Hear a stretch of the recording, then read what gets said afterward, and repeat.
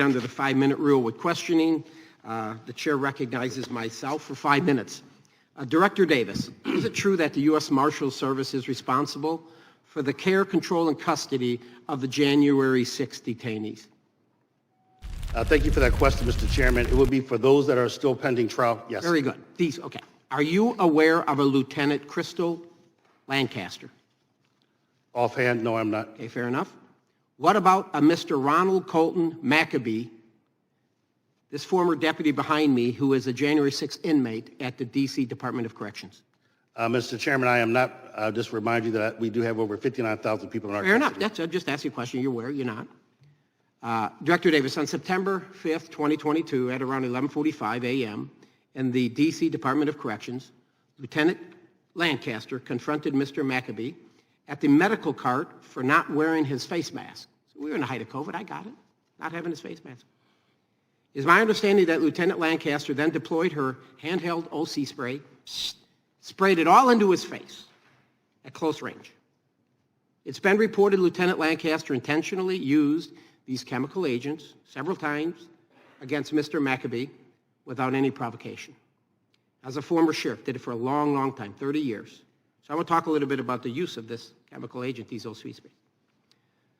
In the use of force model, the use of force continuum, it would require that even if an inmate is passivity, the restraint, he's not being physically assaultive, an officer would not be authorized to use these chemical munitions unless the inmate was assaultive.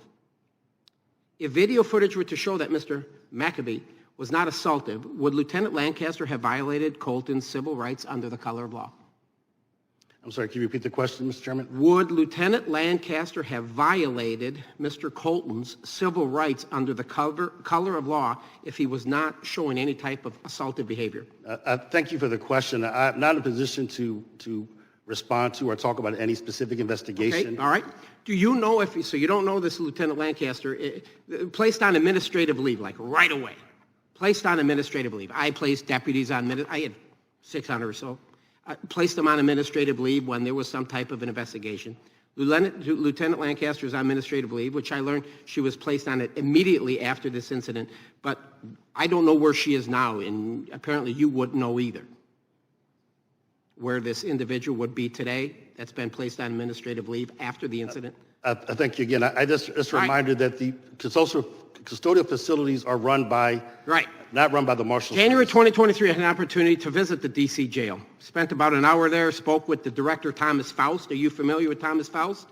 Yes, Mr. Okay, Chairman. he's the director. He and I got along. He's a former sheriff. I'm a former sheriff. We just connected right away. Great, great individual. The guys in the jail seem to be pretty concerned. I went into the pod where these J6 detainees, we learned that the officers all wear body cameras. So everybody has a body camera in the D.C. jail. And Director Faust said the footage between Mr. Macabee and Lieutenant Lancaster existed. Because I was concerned about this incident. People complained about it. The wife reached out to me and said, hey, my husband was sprayed with foam. He's a former lawman. He served 7 years. In fact, he later told me that I could come down and view the footage. I said, I got some complaints here. Let me come down and view the footage of this Lancaster spraying this, see if we have any issues. Later was retracted. You haven't seen the footage then, I'm assuming? No, I have not. Okay. In January, my staff FOIA'd this camera footage from both the U.S. Marshals and the Department of Corrections. The U.S. Marshals, who you oversee J6 detainees, denied our request and stated that it fell within the D.C. DOC. We accepted it, thought it was okay. However, the DOC later denied our request and appeal because, quote, a release of such footage would constitute as a clearly unwarranted invasion of personal privacy and is exempt from disclosure. I've got a release here from the wife. It's all here. He signed it. Said, I'd like to see the video footage, right? He signed this congressional privacy disclosure to release the footage. I have it here. Lieutenant Lancaster is a public employee. The D.C. Mayor's office determined Mr. Macabee's privacy disclosure form was ambiguous since the D.C. DOC is not a federal agency. Mr. Macabee's detainee of the U.S. Marshal, up under you. And I find this to be a severe departure from the truth and a blatant excuse not to release the footage. My point is this, is that we have a problem here. I got complaints from the wife, got complaints from the inmate under your custody inside the D.C. jail, right? And now we can't get this footage. It stinks. It seems like she's on administrative leave. We got a problem. We have a severe problem. And my point is this, I'm not really even asking you. I'm demanding that you call the D.C. DOC to release the footage on one of your detainees. We should have a right to see this. If it's bad news and you don't like what it shows, we got to confess up to it. We got a problem here. In fact, I'm going to make it my personal mission to use every subpoena power that I can get from this committee to get this footage. I apologize to this gentleman. I apologize to his wife, Sarah, for having to go through this with no answers or help. So can I get a commitment from you that we're going to look into this? I have your assurance that we're going to look into this and get this video footage, because if not, I've got to go to DOJ. I don't care. I have to go to whoever, because I think we have a problem here, and it seems like it's being covered up.